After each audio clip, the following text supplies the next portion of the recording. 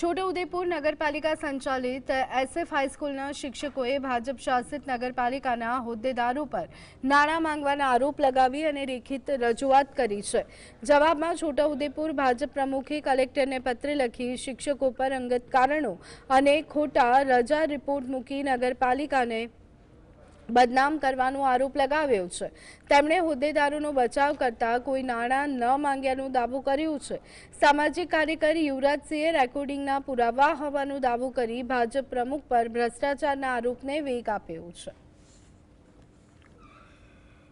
Letter જે છે એ લેટરમાં એવું કહેવામાં આવ્યું છે કે તમે શિસ્ત એટલે કે શિક્ષકોએ શિસ્ત વિરોધી પ્રવૃત્તિ કરી, તો મારે એ નેતાઓને પણ પ્રશ્ન કરવો કે જેને આ લેટર પેડ ઉપર લખ્યું છે કે શિસ્ત વિરોધી આ પ્રવૃત્તિ કરવામાં આવી છે, તો શું લાંચ માંગવી એ કઈ શિસ્તમાં આવે છે? શિક્ષકોને એટીએમ કાર્ડ ગણવા એ કઈ શિસ્તમાં આવે છે? નગરપાલિકામાં બોલાવીને આ શિક્ષકોને ધમકાવવા એ કઈ શિસ્તમાં આવે છે? આદિવાસી બાળકોને આગળ ધરી તમે યૌન શોષણની ફરિયાદ કે એટ્રોસિટીની ફરિયાદની ધમકીઓ આપો છો એ કઈ શિસ્તમાં આવે છે? તમારો રેકોર્ડ ખરાબ કરી નાખીશું, તમને રજા નહીં આપીએ, તમારું ભવિષ્ય અમે બગાડી નાખીશું, આ પ્રકારની જે ધમકીઓ આપવામાં આવે છે એ કઈ શિસ્તમાં આવે છે?